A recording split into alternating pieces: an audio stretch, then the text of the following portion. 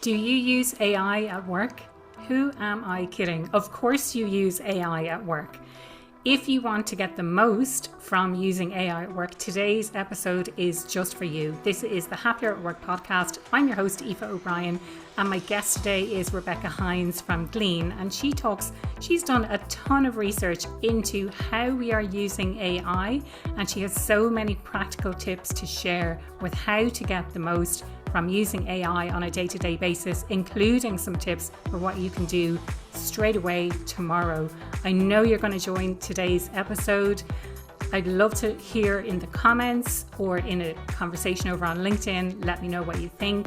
Feel free to reach out to me, podcast@happieratwork.ie, and share it with someone else who needs to hear this today.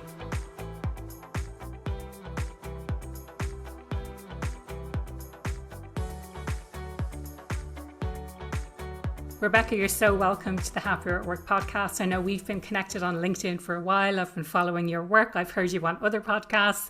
I listened to your book on audio, so I'm very familiar with, how you speak and everything.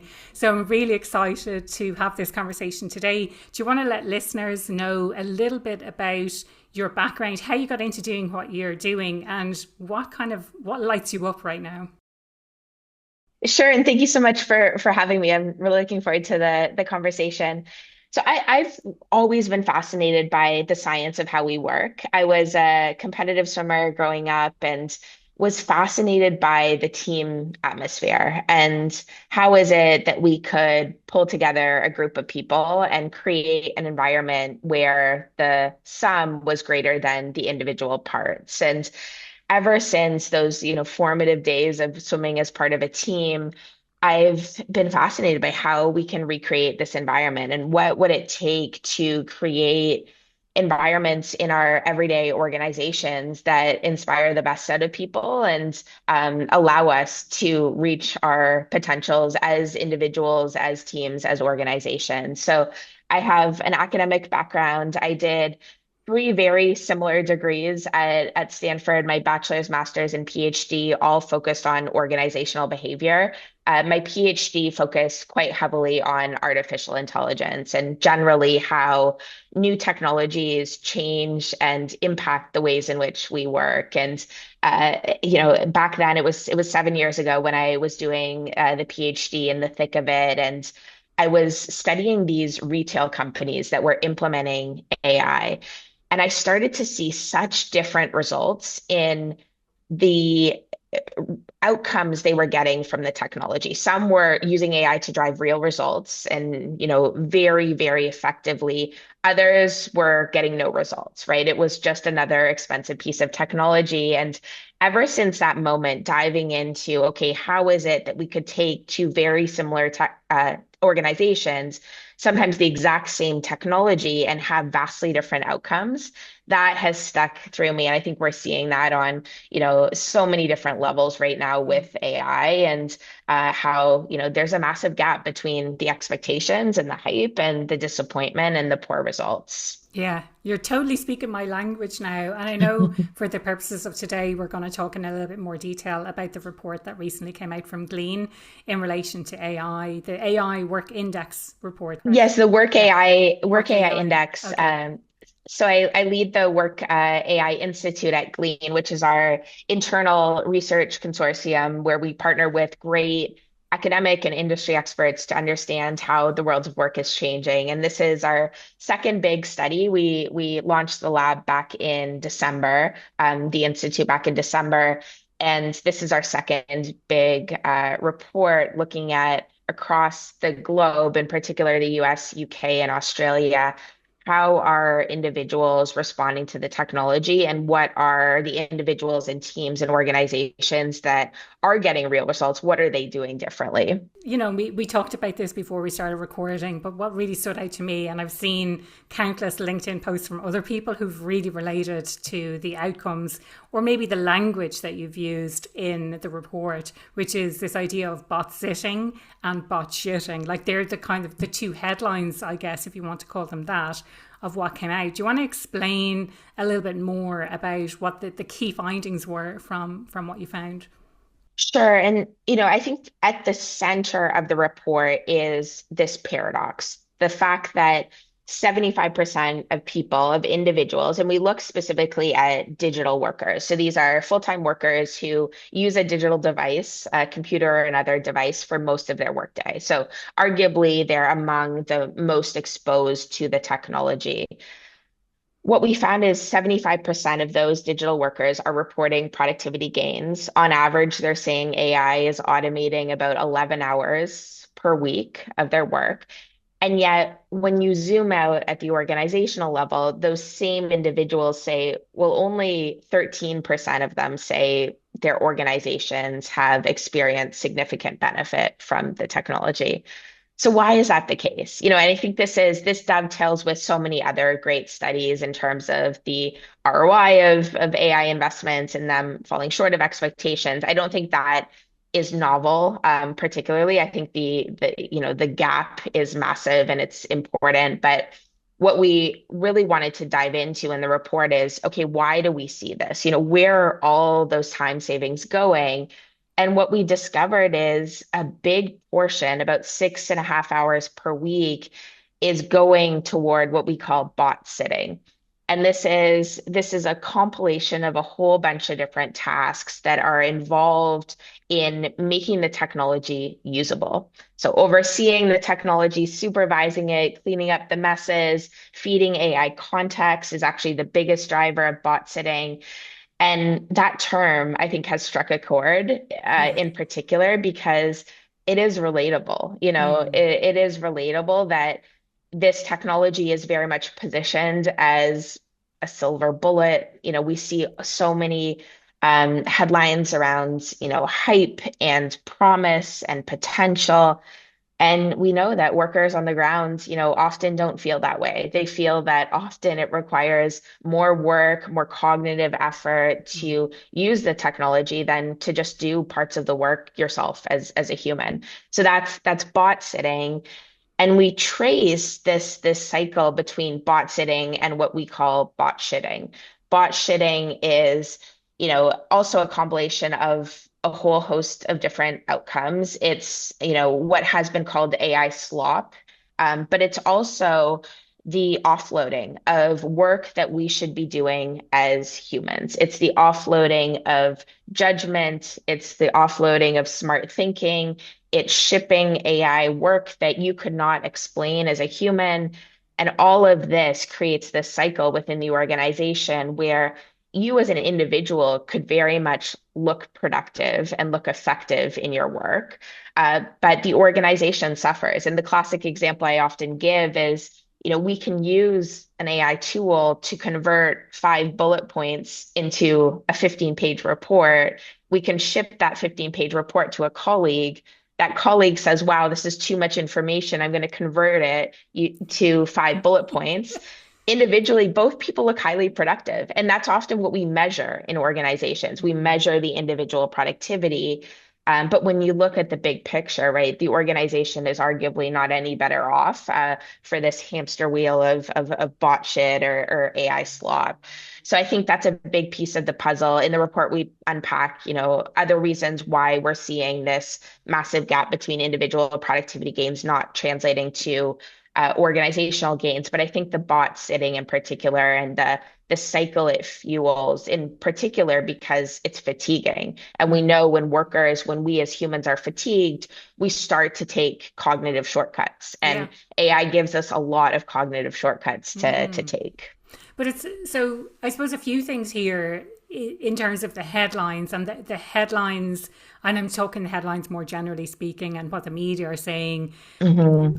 Started saying, yes, it's the silver bullet, AI is here, we're going to lose loads of jobs, AI is here to replace us, etc. And then kind of moved on to, actually, AI is maybe not the answer, and organizations are getting it wrong, and they're laying people off, replacing them with AI, and then things are going terribly wrong because customer service is failing.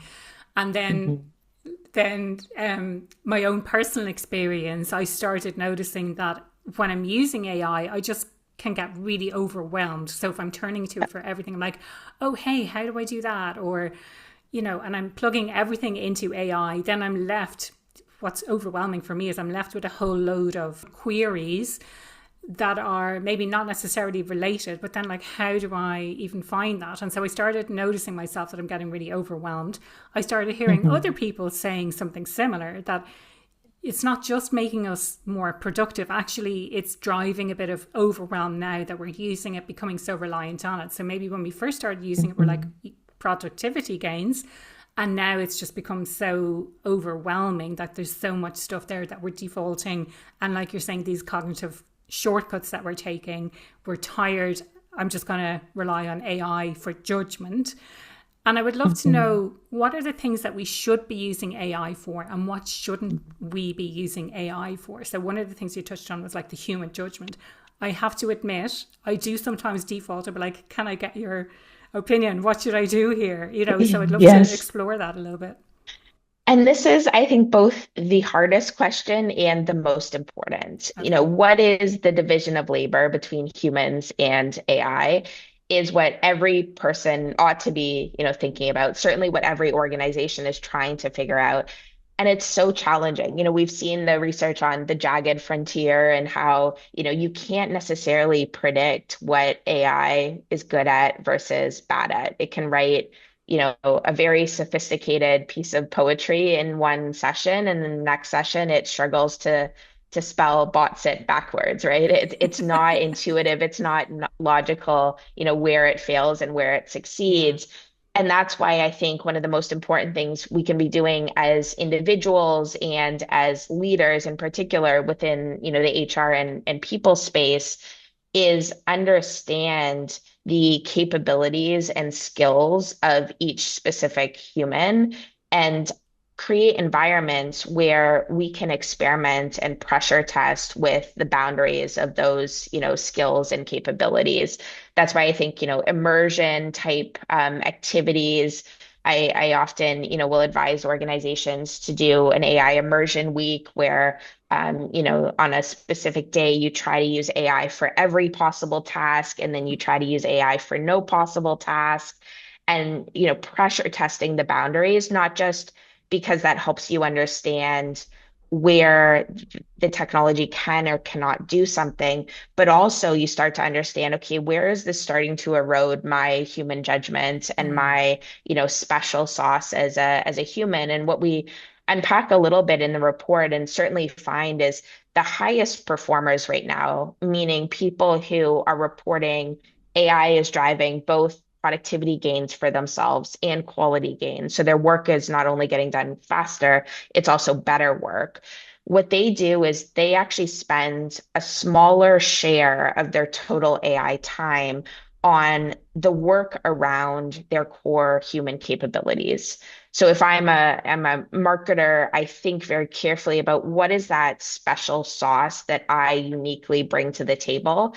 And in general, they're still pointing AI at that core, capability, but they're spending a much greater share pointing the AI and using the AI on the one step removed tasks, the marketing actions that are somewhat tangential to your core marketing capabilities, but still you have enough familiarity to understand the domain expertise required. There's this myth that AI is going to make us all, generalists and able to do any sort of task. And what we see from the research is AI is very helpful if it's within generally your body of expertise. But if it's in a completely different field, right, we're going to start to see a lot of this bot shitting because you just don't have any foundational knowledge to understand how to do the work in a way that feels sound and high quality. Yeah, I'd love to share kind of an anecdote in relation to this. So before we started recording, again, I shared that in preparing for this recording, I went deep into the report. So I didn't feed it into AI and ask, what are the big things. I actually read it and I wrote notes in a separate notebook. And then I thought, right, I'm going to take that notebook, I'm going to take pictures of the notes I've taken, and I'm going to feed it into AI, and I'm going to ask AI, what are the core themes that are coming out, and can you group them together? And what I noticed was the output from that wasn't what I expected. And I think the missing piece with that was why I picked those specific things to write in my Yeah. notes and the context that I Hmm. have over, 25 years of a career, 8, 9 years of organizational behavior, and why those particularly stood out to me. And that's what was Hmm. missing. So I ended up going through the notes again and picking out the kind of core things myself rather than relying on what AI was telling me. And I think, and this was in the report, the idea of context, and it's providing that context, not just giving it access to data, but it's the why and the making connections between things, I think, Hmm. is what the AI needs. And this is something I'm learning over and over and over again, because when you ask it to do something and then it's like, that's not what I meant, you have to kind of explain it Hmm. again, which is Yes. a form of bot sitting, like you were saying. And that's why, we see the biggest driver of bot setting as feeding the AI context. It's Mm, often something we don't think a lot about, especially if we're just using it as an individual, but we feel it. We feel the shortcomings of, we call it a context poor environment, all the time because, and it makes sense. AI is trained on the vast corpus of the internet. It's not trained on our specific context fundamentally. And so, how do you create technology that understands us enough to be helpful in our day-to-day work? And that's challenging. It certainly requires a different technical architecture, but it also requires a different way to train the models, and it mm, requires a different way to interact with the models. And I think that's why we've seen over the past, 8, 9 months, the rise of context graphs and how important those are to AI technology. But it's becoming a little bit of a buzz phrase. And what does it actually mean? Well, it means deeply understanding you at least three levels: you as an individual, you as part of a team within an organization, and you as okay. an employee within an organization. Mm, And it requires, a very complex understanding of not just, what work you're producing, but where you sit in the organization, who are your peers, what are your work goals, what is your strategy, what is your writing style, all of these things that make us, employees and good employees within an organization. AI needs to understand to be able to truly help us and to minimize some of this bot sitting around the technology. wow, it's so interesting. One of the things that you mentioned a second ago, Rebecca, was the idea of capabilities and kind of the unique human capabilities and how to use more of that at work. Like, this is an Hmm. area I'm becoming increasingly interested in, kind of moving away from. I know there's a lot of talk about skills based organizations, but I'm thinking more capabilities. Like, what are the, not even the unique human capabilities, but what am I as an individual uniquely capable of Hmm. doing, and how do I understand more about that so that I can use AI alongside myself to elevate Hmm. my capability rather than just elevating my productivity. Yes. And it's so hard. And I'm finding that, that reflection period is incredibly important. And, I think where this perhaps comes into picture most in my conversations is around the role of the manager. We're now, and we share in the report, 61% of people now say that AI helps them more with their daily work than their manager.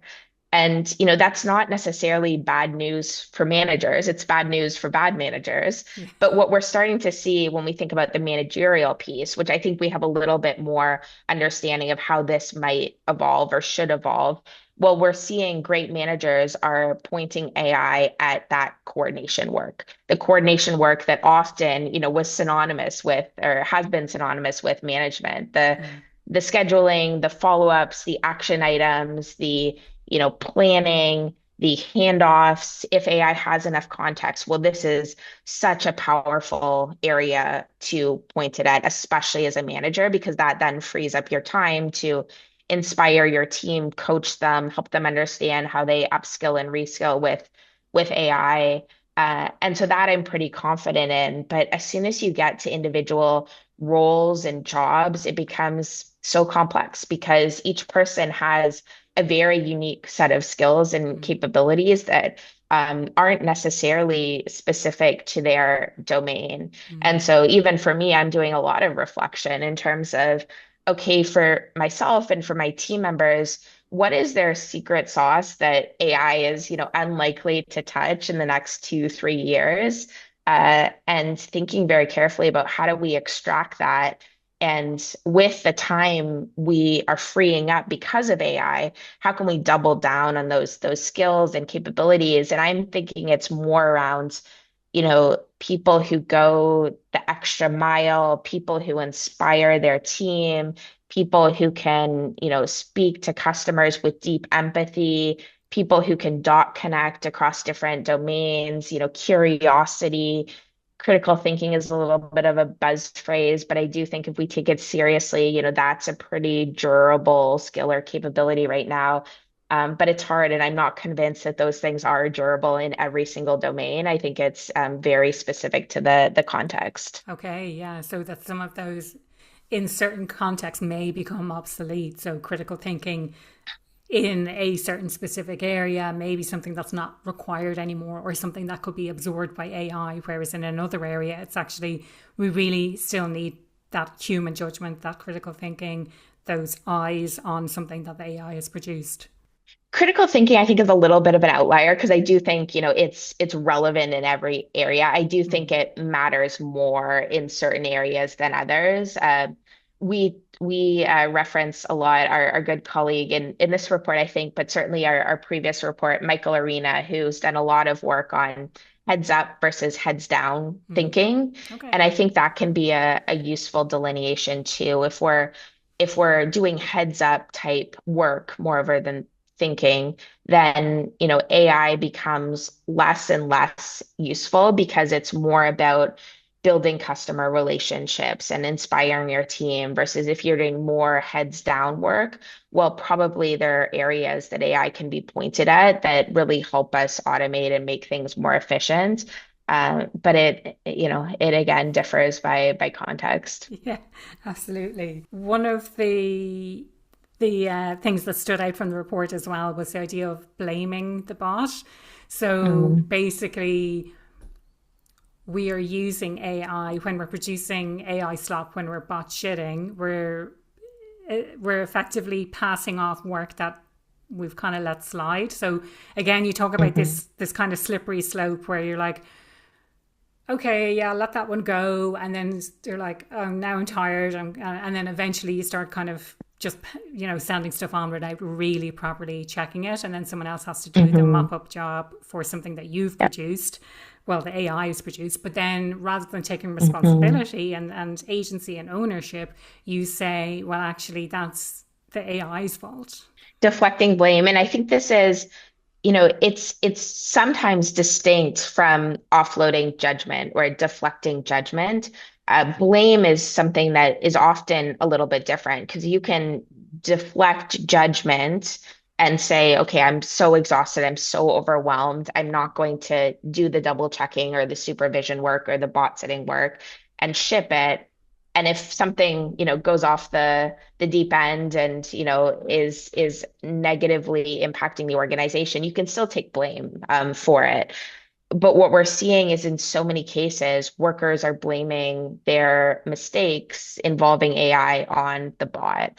And that becomes very dangerous Mm, for a couple different reasons. One, because it feeds this vicious cycle of, we can deflect blame to this technology in a way that we as humans are not accountable, and then we stop overseeing it, supervising it more. But what actually, and we have a colleague and author of the report, Paul Leonardi, who's done a lot of work on this. And what he's found is what's so fascinating is if we as humans make a mistake, we blame the human. If we have a human that has made a mistake on our behalf, so if we have an executive assistant, for example, who has a human executive assistant and they have made a mistake, well, we tend to blame the human executive assistant because that's a natural human tendency is to blame other humans for shortcomings. But if we have an AI acting in that type of capacity and booking meetings on our behalf, for example, as Paul has studied in his research, well, we tend to blame the human who has deployed the bot. And so regardless of whether we, decide to deflect blame or not, which we shouldn't, people will blame the human behind the bot, if they can trace it, which is also another question, because so much of what we're seeing is also, these domino effects where often you don't catch the bot shitting after the first, shipment of the AI output. Mm. It happens when you ship that slightly flawed output to, another part of the organization, another person, or you build off of it. Often it's not, caught in the moment, which becomes another problem. But people blame the human who has used the AI without proper oversight and ownership, unlike what they might do with a human in that same position. And that's something I think that's really important to keep in mind. In the research, they're calling it mental proof. We as people within our organization use AI, we are making judgments about them as humans based on how they're using the AI. And Mm. I think we all feel this. We see, someone ship content that is clearly AI generated, and it doesn't give us a lot of confidence in the person, right? And it also, if it's involving some sort of, relational aspect of work, it also signals that our time isn't as valuable as their time, right? Especially if we're starting to think about, sending note taker bots to meetings instead of Mm. showing up ourselves, right? That is a reflection on the person, certainly, and it's often a signal that their time matters more than yours. Yeah, I think it's an interesting thing because I notice that if I think of LinkedIn in particular, I can see when someone's used AI. I'm starting just to notice it's the same shit coming up all the time, basically, Hmm. like the same Yeah. patterns in how things are phrased. But interestingly, I also got an email earlier today about a series of webinars that was coming up, and there was a very explicitly saying, "Do not send your AI note taker to this." And by the way, it's not being recorded. So the message was Mhm. very clear: show up live and don't send your AI bot to take the notes for you, so you don't have to be there, as a human. Yeah, I've seen I do a lot of work on meetings, and I've seen everything. I've seen people, you have the one human who joins and then Yeah. three bots join, and they're trying to, coax the bots to say something so that it shows up on the transcript, and when people read it, they're like, what has happened? But it's dangerous, and it just, it amplifies what has already existed within our organization, and that is, and we talk about this in the report, what's often referred to as, coordination neglect. We spend so much time, understandably, it's an entirely rational response, focusing on how can we use technology to advance our productivity and convenience within an organization, and spend much less time thinking about, okay, what is the impact on the team and organization? And unless, as leaders within organizations, we develop the right metrics and incentives and systems to prevent that and over index on the team and organization above the individual, Yeah. we are going to continue to see this cycle where we use the technology to maximize our convenience in a way that often makes things worse for the collective. Yeah, and this came through with, in terms of thinking about what people are rewarded for, what people are promoted for, what Hmm. comes up in conversations and performance related conversations as well. Hmm. There was one example where it's like token usage, like Yeah. these systems are so easy to cheat if you just create something where it's like, let's just see how much people use AI, let's create a leaderboard around it, and let's reward people and recognize them for the amount of AI that they're using, even though they could be gaming the system or they could be just generating shit basically as well. Hmm.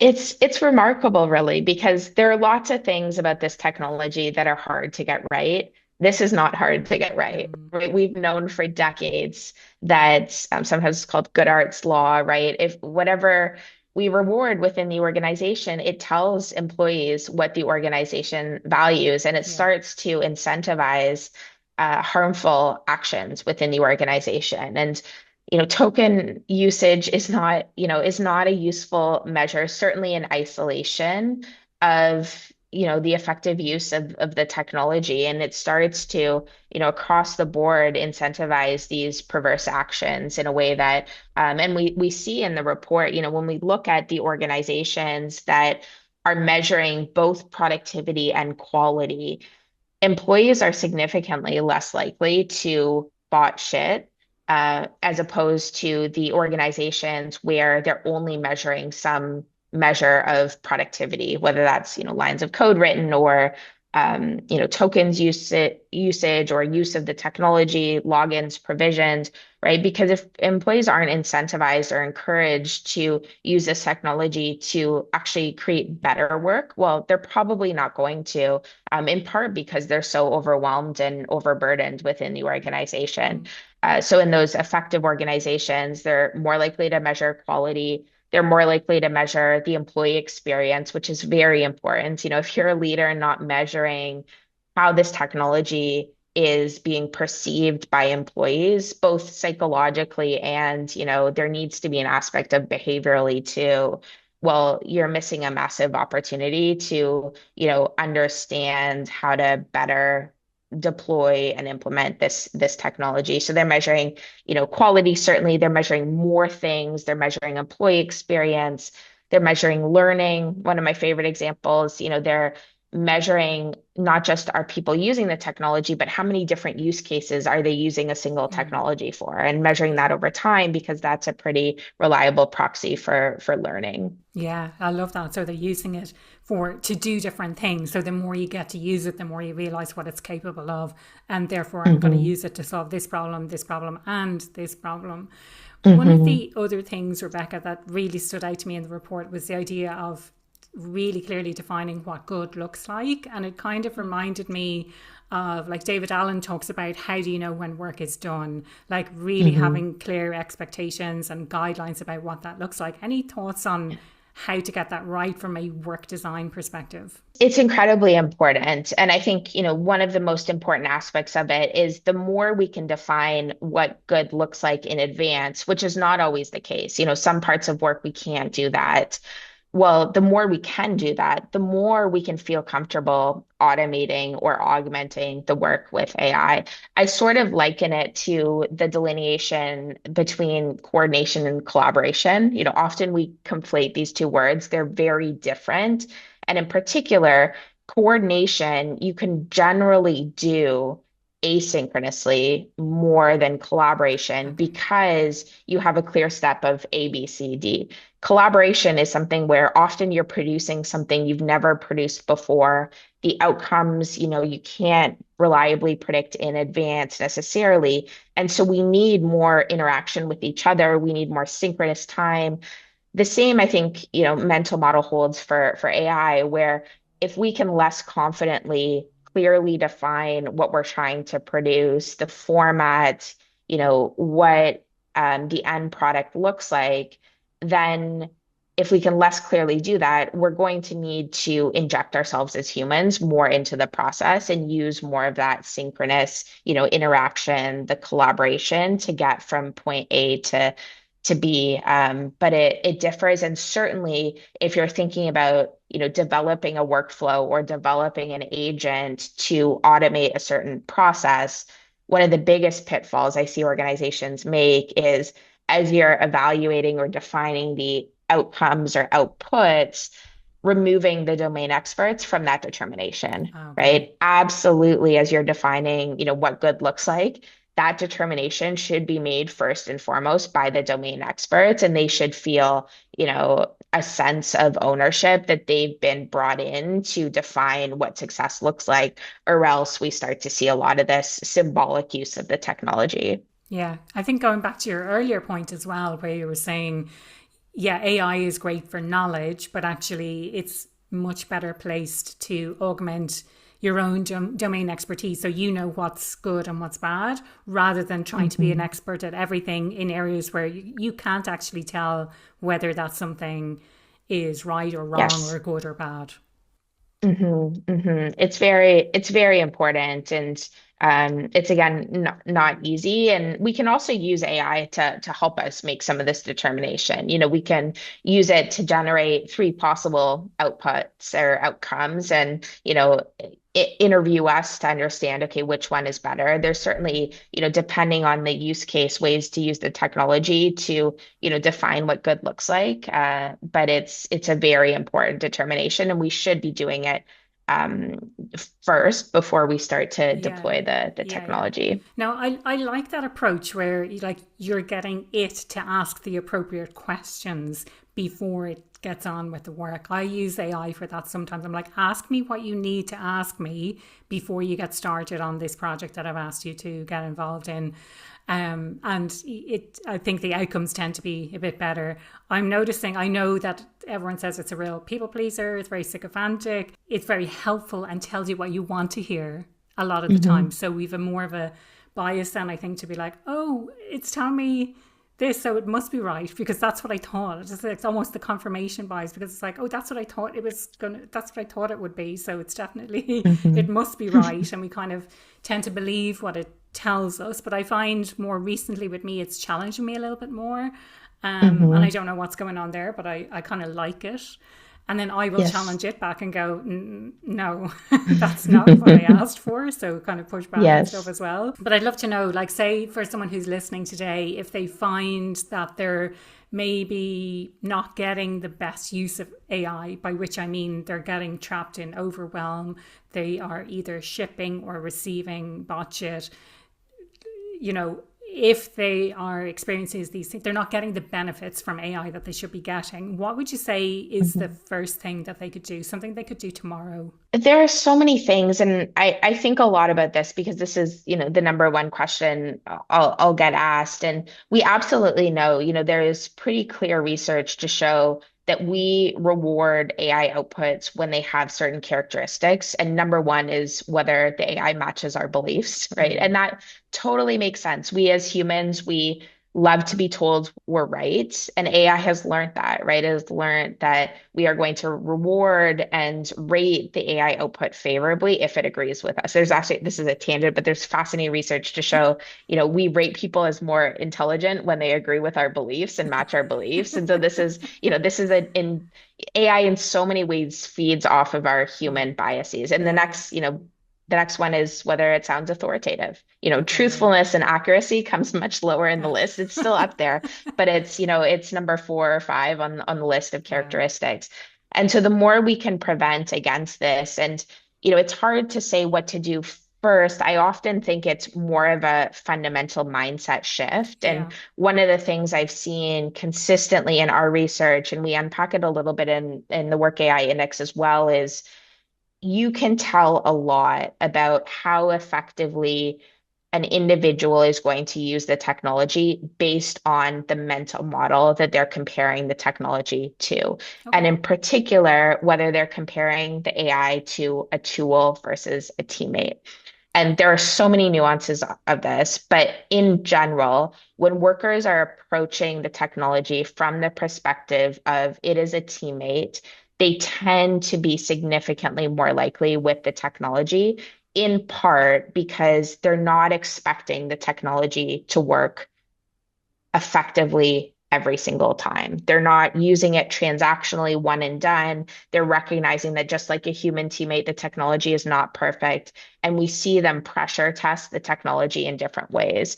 And so I often think, that is the number one thing to understand, especially if you're an HR leader or a team leader, understand, the level of skepticism and resistance within your workforce, but also understand the mental models through which employees are approaching the technology, because that then drives the interaction with the technology, and in particular, how they respond to failed AI sessions, because what we see in the report as well is about 40% of all AI sessions fail, meaning we go to use the technology and that interaction, even if we're reprompting and iterating, in about 4 in 10 cases, that interaction is failing. And so if we don't level set up front with ourselves in terms of we can't be expecting a perfect answer, well, we're not going to be setting ourselves up for success with the technology.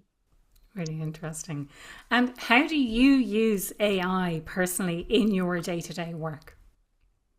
So I work at Glean, so I'm fortunate. One of the reasons I chose to work at Glean and I'm fortunate to work at Glean is we have an amazing context-rich platform. And so I'm using it, from the start of the day to the end of the day to help me with all sorts of work. There are certainly things that I won't use AI. I won't, use AI at all to touch. Writing is one where, Mm. I love to write. I'm such a, that is in many ways, I think my superpower. And I will never, use AI for a first meaningful draft of an article or a report, for example. But pretty much anything else, other than human to human relationships, Mm. other than, coaching my team or other people, I'm at least experimenting with how to use AI. What I find most valuable is, the Glean platform will, as soon as I wake up in the morning, it'll help me prioritize what I need to accomplish. It'll tell me where I've dropped a ball on something. I worked at Asana for many years before Glean, so I'd become horrible at email, for example. So the fact that, I wake up and see a notification that I've, missed this email from 2 days ago, and not only that I've missed it, but here's why and how I should follow up, Ah. that is incredibly helpful. But I'll use it for understanding, the decision-making history within the organization. If I'm launching a new piece of research or I'm helping out with a project, I'll query Glean and say, tell me more about the history of this specific project or decision, or I'll ask it, who should I reach out to within the organization that can help me with this? I'll help it, it'll help me understand, am I on track for my goals? It'll certainly help me create, status type reports and offload some of that coordination work. But it's fundamentally changed how I work and where I'm able to focus my time. And for Mm. me, that has made work much more rewarding because I'm able to, double down into the things that I feel I can uniquely do as a human Mm. and spend less time on that Yeah. coordination work. That's something important. We didn't really go deep into that during the conversation, but the idea that AI is supposed to be clearing the road for us to do more of that human work, more use more of our unique capabilities, but it's not necessarily delivering on that promise.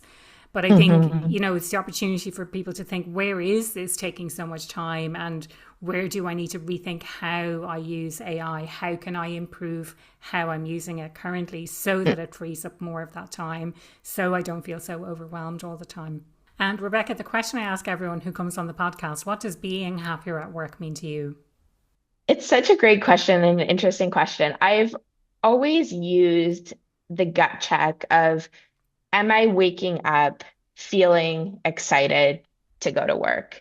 And I think that's one of the most powerful, gut checks, at least for me in my career, is if I'm waking up every morning or 9 mornings out of 10, excited about the day ahead and excited to go to work. I think that's the pinnacle of happiness for me at work. And fortunately, I've had that, throughout my entire career. And I think it's one of the most important things you can ask for and craft, because I do think it's something you can absolutely craft for yourself. I think it's one of the most powerful drivers of purpose and fulfillment at work. Brilliant, love that. And if people want to reach out, if they want to connect with you, if they want to find out about your best-selling book, what is the best place they can do that? Yes, so I'm on LinkedIn. I'm reasonably active on LinkedIn. Our Work AI Institute is all on workai.institute, the landing page with the Work AI index and some of our other research. My book, Your Best Meeting Ever, is available at all your favorite bookstores. My website's rebeccahinds.com, and I love to connect. I love to chat. So would love to hear from you and your reflections on either the book or the report. Brilliant. Thank you so much for your time today. I really, really enjoyed this conversation. Thank you so much for having me. That was Rebecca Hinds from the Work AI Institute at Glean. I really hope you enjoyed that conversation as much as I did. I learned a lot. There are some things I'll be doing differently in how I use AI in my work on a day-to-day basis. If you enjoyed it, share it with someone else who needs to hear it today.